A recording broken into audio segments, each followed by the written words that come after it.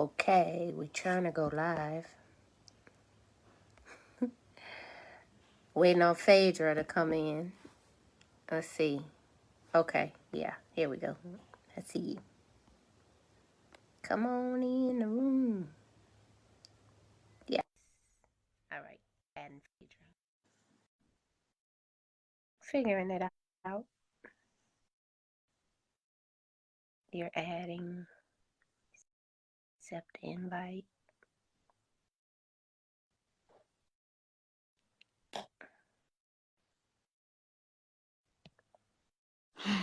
There we go. Hi. It happened. Hey. All right. We're live. Yay. First podcast of 2023. Yay. Trying to figure this out. Okay. Oh, look, we got somebody on here too. Look, where our viewers at? Okay. I Get Better Live. We haven't done this in a long time. I know. It's been too long. We're going to get back on it, though. We're going to get back in the group. Are you recording? Does this record? Mm-hmm. Okay. Cool. Yeah. So once this finishes, we should be able to save it, and then we can upload it later. Yay. All right. So we have a request, right? Yes, we do. We have a couple requests, but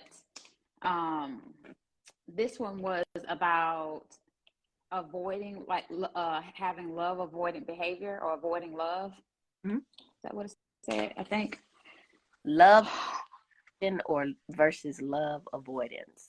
Oh, love okay, addiction and love avoidance. Okay. Which they feel like they're opposites, right? I guess, according to the way it's being asked, Okay. yeah. But I think I wouldn't necessarily classify them as opposite. Yeah, now that I think about it, I mean, you can be both. You can be love avoidant and addicted. Well, let's talk about it. Let's define it, right? We always start by defining something in order to talk about how we can get better. So, how would you define a love addiction?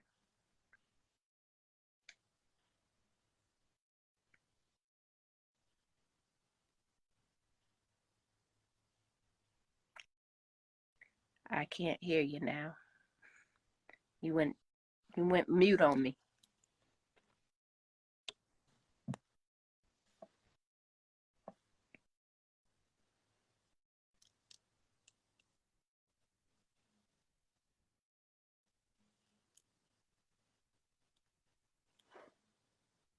Are you there? Are you there, Phaedra? I can see you, but I can't hear you.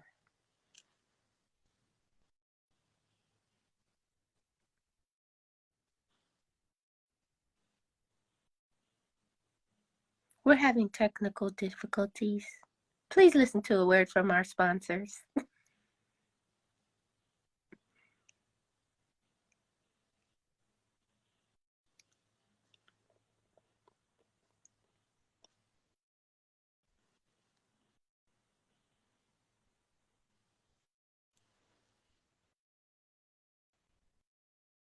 Can you hear me now? Yeah. Okay. That was weird. So define love of I can define one of them. Like, define what it means for someone to have a love addiction. How would you say, if you were classifying someone to have a love addiction, what would that mean? That's difficult because I think that I would be more prone to even go in that direction if this is me as a therapist talking to a client. I would probably be more prone to question, first of all, is it love and what are they attracted to? So, is it companionship? Is it the need to be needed? Is it the need to have safety and security? So I think that when we're talking about love addiction, I think we're talking about a lot of things that it would have to be defined by that person as to what kind of like need they're trying to get met. Okay. So, yeah. So if we're gonna, so we would need to have more information. But if we want to just kind of give a generalization for the audience to kind of to where they could get a picture of a person who someone might say, oh, that person is addicted to love, or they just have this. They can't be alone, maybe. Yeah, that's a person in and out of relationships. They maybe don't give themselves enough time to just be single or to heal from certain things. So they just kind of jump back in relationships after relationship, no matter what it is, no matter who it is. Maybe not even having standards or a type. Okay. So they kind of have a dependence on the need to be in relationship with someone for whatever reason. So Yes. where you do that, okay, why do you need this? Oh, I need to have companionship, or I need to feel wanted, or I need to feel needed, or I need someone to need me, or I need physical connection and intimacy with people, so on and so forth. So it's a dependent behavior in that you cannot be alone or single for any extended amount of time. Right. So how we would speak to getting better at not being addicted to love, and then on the opposite end, the love avoidance piece. So how would we kind of generalize a person who avoids love as opposed to depending on what they define as love from another person? So I think a person that avoids love would have certain behaviors, such as rejecting anything that feels too close to love by not showing physical affection or attention, not reciprocating it, maybe having even abusive language or verbal language around it, but just really being kind of averse to anything that feels too intimate. So they might not be in relationships that are of substance or long term. Okay. So either way, these two dynamics are operating at extremes, right? Correct. You have some cannot be without connection to someone. Have someone who shuns or rejects connection to someone if they too close or too uncomfortable. So I think we could start by, kind of talking about what might lead people to get into these patterns of behavior, and then get into maybe what are some things they might do to work out of that, because they can be problematic either way, right? Yeah. And get hurt. A lot of frustration could occur, a lot of disappointment can occur, and ultimately those types of relationships are usually unhealthy. Right. No, I totally agree with that. I feel like a lot of times when I think about what we're talking about right now is I think about people that come from, one possibility is your family of origin, and how you were maybe shown love, or how you saw it, and like, was it positive or negative, and possible stuff in your past that might have to do with shaping how you view love or relationships. That might be one thing that kind of helps create that dynamic in certain people. What do you think? I agree. I think for most people, their view of love and what they consider to be love was formed during their childhood. That's probably the first time you heard the word "I love you," or you didn't hear. You didn't hear the word "I love you" was likely in your childhood, but you knew something of love during your childhood to some degree, whether you didn't have it in your home and from your caregivers, your parents, family. You saw it on TV, or you saw it at school, or you saw other people whose families told them that they loved them. So your awareness of love begins in your childhood, and whether or not you're getting it during your childhood and that kind of carries over into your adulthood. Or if you're getting the type of love that is unhealthy in your childhood, now you have a twisted definition of what it means as you grow into an adult, and you think this is the right way because this is what I experienced during my childhood. So definitely, I would say it starts there, and then it gets reinforced as you Right. and you start to expand your network and your association with people, and you get into relationships, you get into friendships, you Mm-hmm. connections outside of your family of origin, and then you figure out, what does love really mean? Am I getting it? Does it feel good to me when I'm experiencing it, when somebody's telling me they love me, and so on and so forth. So absolutely, I would say we have to go back a little bit. We Yeah. have to at the root. um, what did you learn about love in your childhood? Would you relate this to attachment styles? Yeah, for sure. As soon as I heard love addiction and love avoidance, right, we think of attachment, anxious attachment, which would be that dependent style of clinging and having to hold on to a relationship by any means necessary, and not wanting someone to leave you, and not Right. wanting to leave a situation because you don't know you without it, right? I Right. depend on another person for my validation and my worth and my value. So for sure, I'm thinking and hearing attachment style when I hear Yeah. love addiction, love avoidance. And those are just a couple of types of attachment styles. Do you?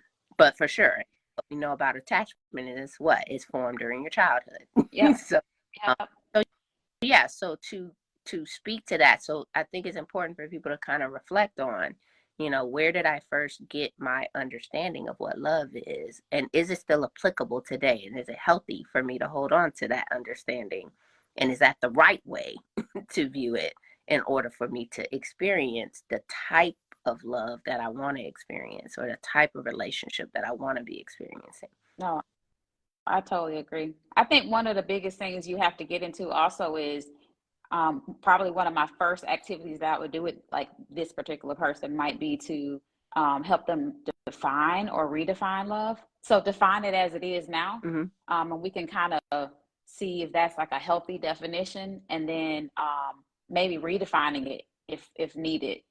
Because I think that's the first thing. If you kind of don't have that vision or definition, especially if it's that definition is toxic or unhealthy Mm-hmm. from perhaps your childhood or your past experiences, then you're going to keep repeating those patterns in the future. So maybe just defining it at first. What Mm-hmm. does it need to look like? What does it look like right now? What do you want it to look like?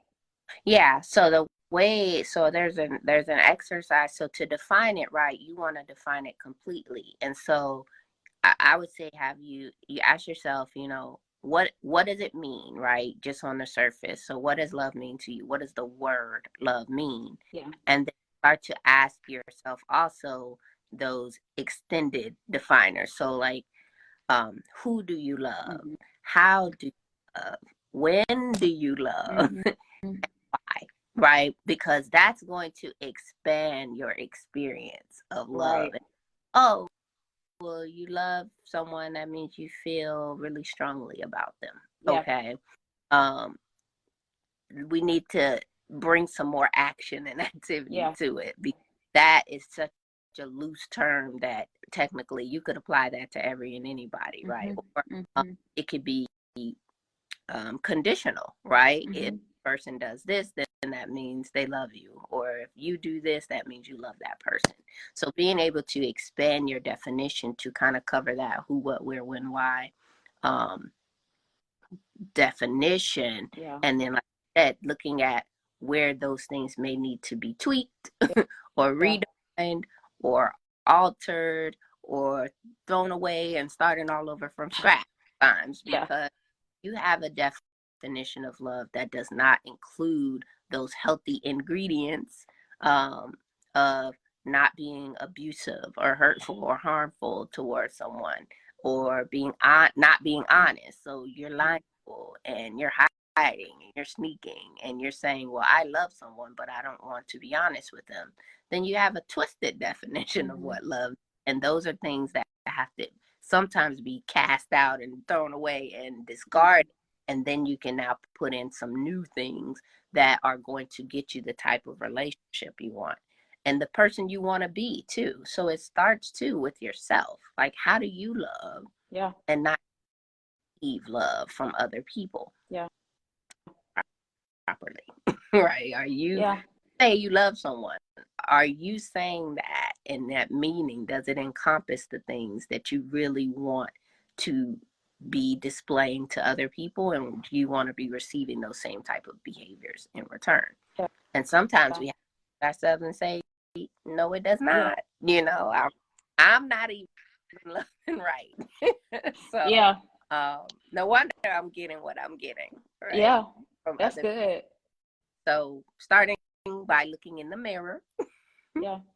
Doing your own reflection, defining, like you said, starting from what do I already know and think about love. Yeah, no, I think that's good. I think for me, it's important to have a, it's hard to define it on your own without some sort of foundation. So for me, for some people, their foundation might be their parents, because their parents might have had the ideal type of love. For me, it would be probably based on the biblical definition of what love is. And that would be my foundation. So I think having a foundation, also knowing what is not love, I feel like is like, how does it look when you don't love something or someone? Right. And because that's important. Of love to you, hate. Right. That's a good question. Is it indifference? Okay. Do they feel the same? Right. So either being neutral or hating something. Yeah. Okay. Yeah. Yeah. And what would get you to that place? So again, like defining like your, I guess like your rules or your boundaries to what that looks like. What gets someone in and out? I think that's important. And I think we don't talk about this. We don't ever really define it unless you in the therapist's office and you talking about this, right? No one ever does this. You make these assumptions that right. everybody means the same thing when they say so. You get into relationships, you get into friendships. I don't want to limit it to just a romantic relationship. Most think romantic when they're talking about love, but you could start with your family. You know, you go visit your relative and you say goodbye and they say, I love you. And you say, I love you too. And you just, that you're saying the same thing. Yeah. You don't question it. You don't say, well, auntie so-and-so, tell me, what do you mean by that when you say you love me? And so now ask you the same. Well, what do you mean when you say that? We just make these assumptions that everybody's operating from the same place. And they're not. And then we get, well, you say you love me, but you lied on me and you about me behind my back and you stole money out my That's really good though. I mean, how many times have you heard, you don't really love me? And the other person's like, yes, I do. Right. And like both of y'all really mean it, right? But y'all have two different definitions. But you had a conversation, right? You never had a conversation that said, okay, well, if you do love me, tell me what that means. Yeah. What do you do when you say it? And I'll do the same, because if you're operating off of two very different definitions, then you're right. You could both be right. Yeah. Yeah. One of the exercises I do with my couples is I have them define certain words, because I think that's one of the things that we don't do. We operate, I mean, you can be married forever and you still have a total definition of what loyalty looks like, or respect. That's a big one. Looks like, right? What's not? Oh, they're just doing this. No, I'm not. Right. That's not disrespectful. Right. Yeah. So getting on the same page, having dialogue and conversations about what love means and seeing if the other person's definition is in alignment with yours, or do they add some things in there that you don't, or they take away some things that you might not take away from your definition. So coming to a consensus. And what do you think about, do people love different people differently? Absolutely. Yeah. Me and my husband love differently. We have had many arguments. Love different people differently, Oh, right? Do you when you say I love you to your children, does it mean the same when you say it to your husband? Does it mean the same when you say it to your mother? Does it mean the same when you say it to your father? Does it mean the same when you say it to your friend? Because even that can be confusing, right? If I you have agree. ways of of defining love to different people. Yeah, I totally agree. Yeah, that's I think that's important to note also. I think sometimes it's assumed that people know, but Mm-hmm. those are things that I think we have to really think about and take into consideration, because I think we do love people differently. I also think you might have different, um if love is on a spectrum, right? It's kind of that spectrum of what does your love look like depending on where it is on the spectrum. Um, do you think the same person can be both love avoidant and addicted to love? Can you have that avoidant? Is that like an avoidant attachment style of anxious avoidant? Um, Anxious avoidant, fearful avoidant is Mm-hmm. is a style. So Mm-hmm. fearful, you have anxious, you have avoidant, and then you have fearful avoidant, Mm-hmm. and then you have secure.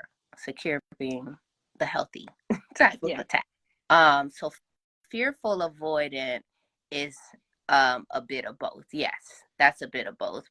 Not exactly, but similar. It's not just mashing up anxious and mashing up avoidant to create fearful. Fearful is more chaotic, Yeah. and so it's it's more of a trauma response type love. If you grew up in a household that was very unpredictable, right? It wasn't Mm-hmm. just all mothering and all neglect. It was, I don't know what I'm going to get Right. on the week, so I got to just keep my head on a swivel. Right.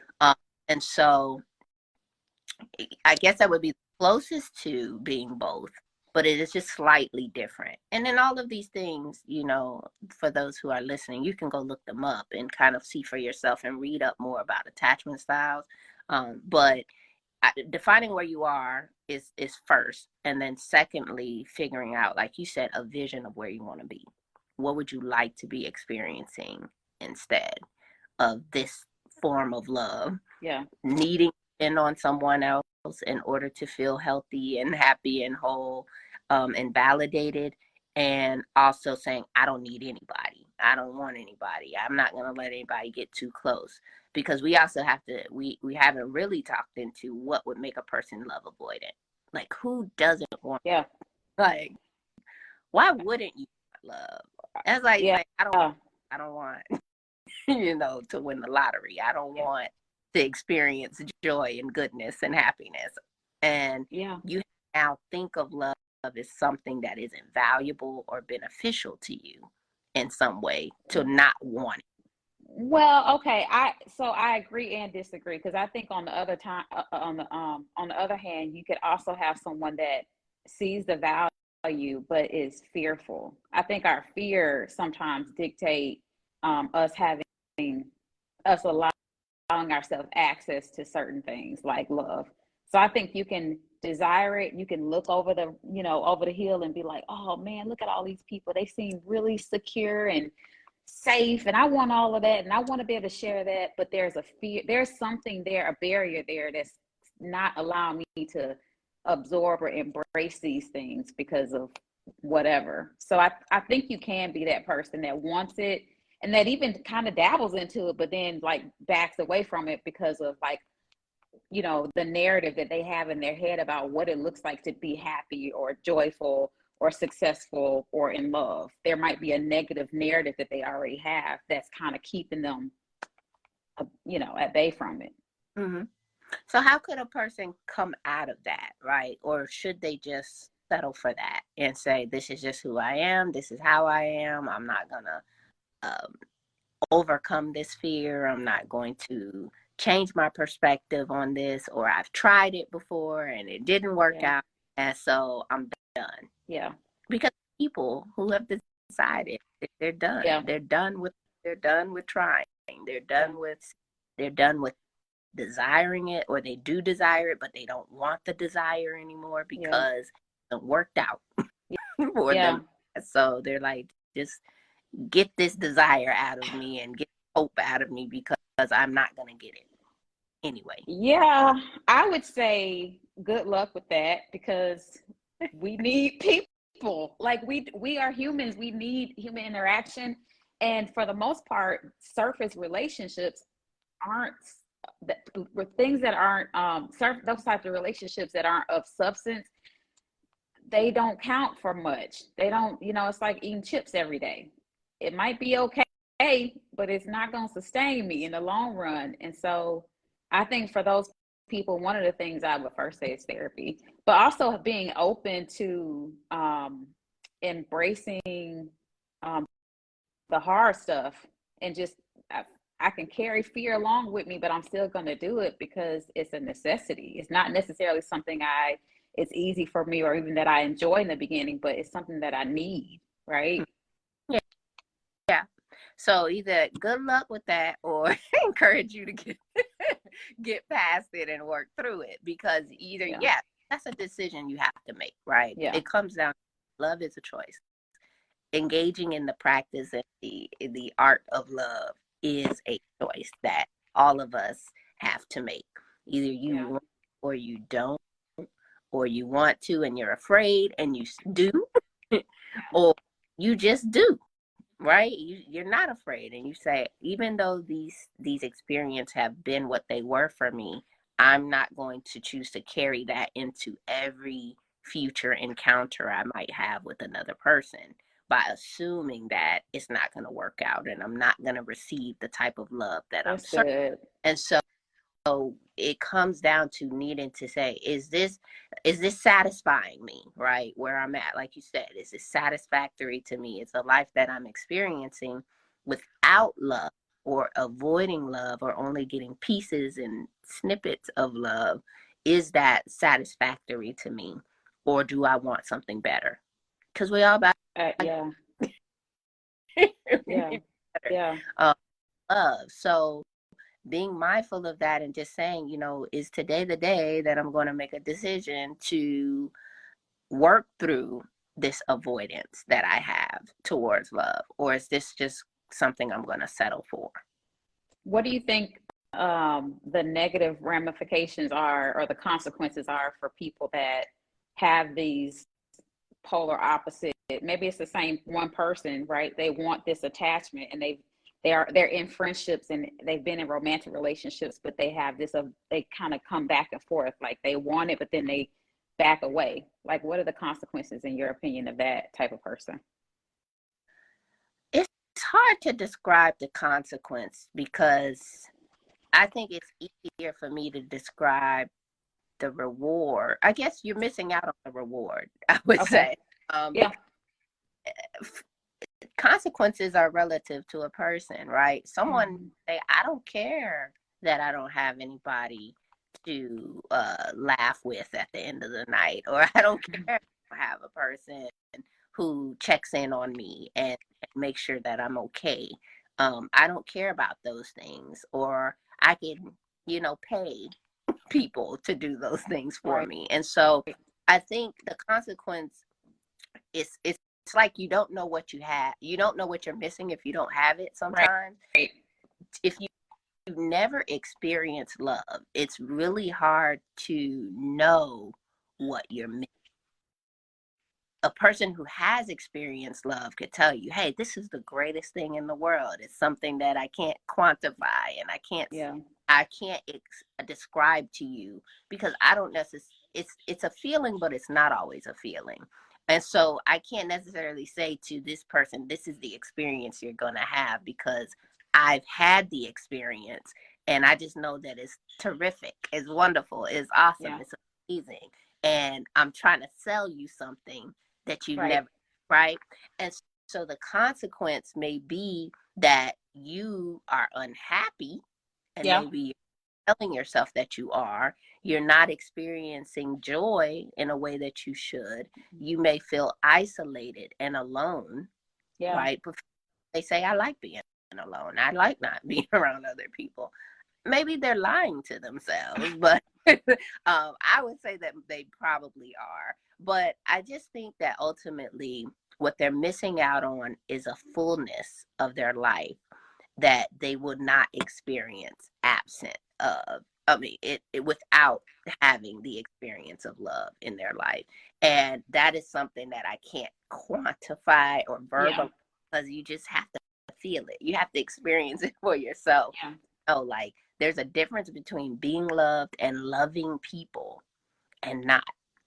So it's not just about what you're going to get from other people loving you. It's also you acting out love for other people. It's like the feeling you get when you're able to help somebody, or you're able to give generously to someone and see, the light in their eyes and the smile on their face. That's an internal feeling that you get, this pride, and this, not pride in a bad way, right? But this sense of wholeness and fullness that you get from being able to give something to somebody else.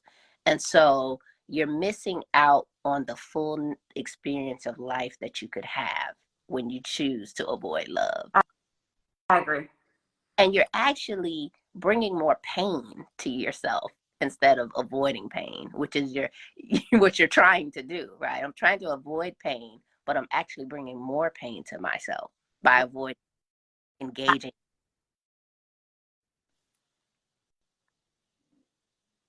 Right. No, I agree with that. So we just have to elevate it. I think again, and like you said, see the benefit of it. What is the benefit? What am I going to gain from this, versus what am I going to lose or potentially lose?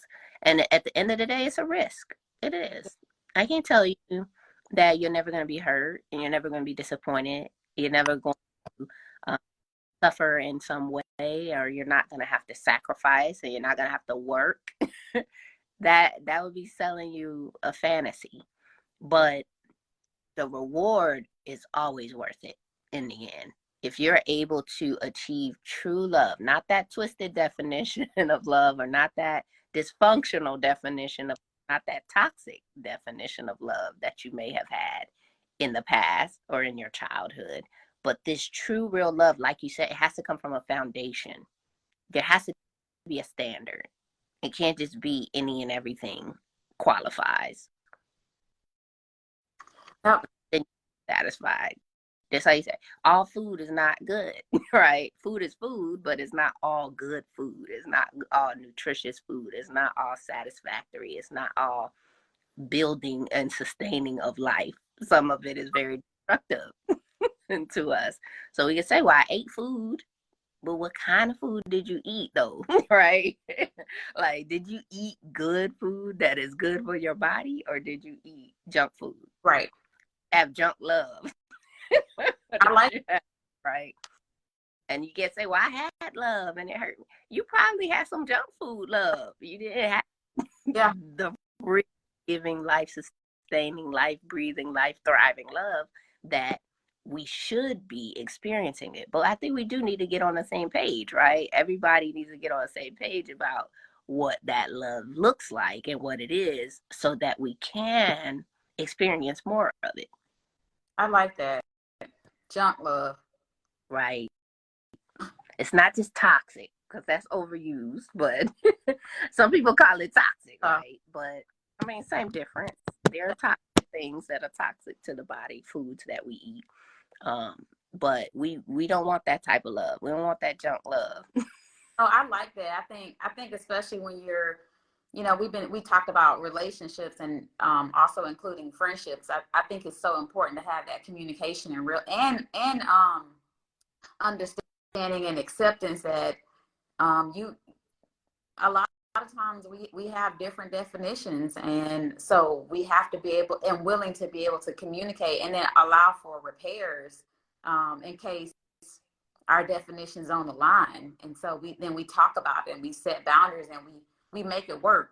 So I think all of that is so relevant, and I think that's how you make it work. That's how you fix it, is by being open to realizing when maybe some of my stuff in my definition is junk, Mm-hmm. and it needs to be up for the sake of this relationship, friendship, or whatever shit, Right. you know.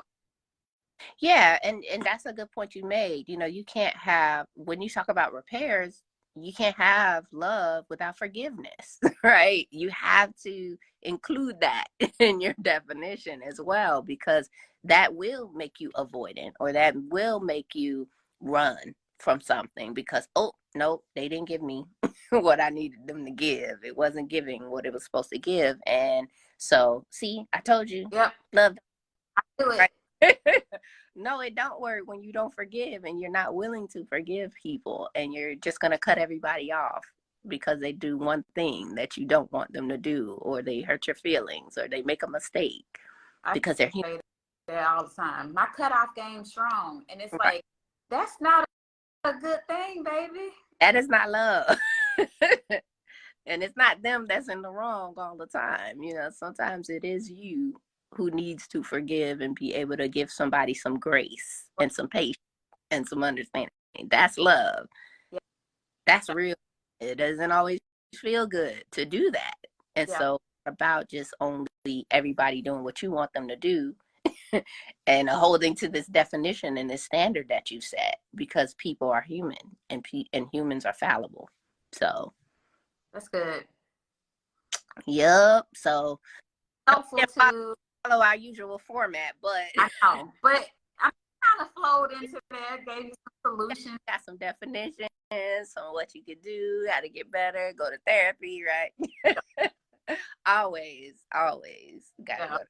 go. But definitely that love addiction versus love avoidance, those are just two extremes that no one should be striving to operate in or stay in, you know. And there are people who are very well aware of their neediness or their standoffishness and they're just like, you know, this is just me, this is who I am, and they think that they have to be that way, they have to remain that way, and it's not true. Right. Change, always able to grow, always able to make a switch from one thing to the other. It isn't always going to be easy, and it's Right. going to take time, and it's going to take effort, and you may revert back to some of your old ways, but always being striving for better in every area of your life, including love. Let's start the year off with love. Why not? You know, all we need is love. Love makes the world go round. Love is in everything. And if we could get that right, we could get a lot of the other stuff right. We go back to all the other podcasts and say, if we just improved in love, we probably wouldn't need patience and understanding, right?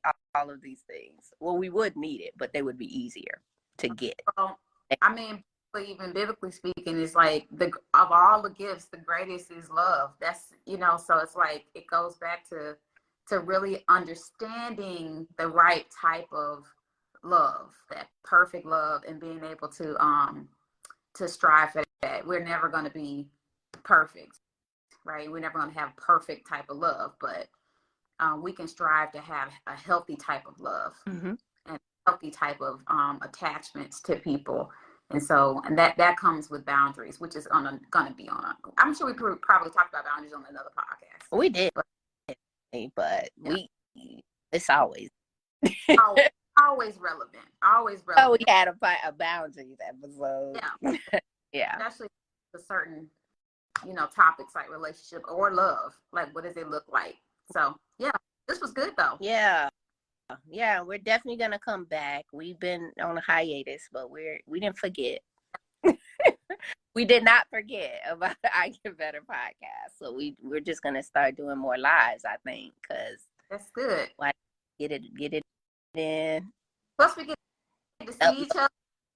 We can see each other, right? We can vibe, we can flow. So we'll definitely be doing more episodes and giving the people what they want, which is more growth, help, development, and encouragement in the new year. So I love that.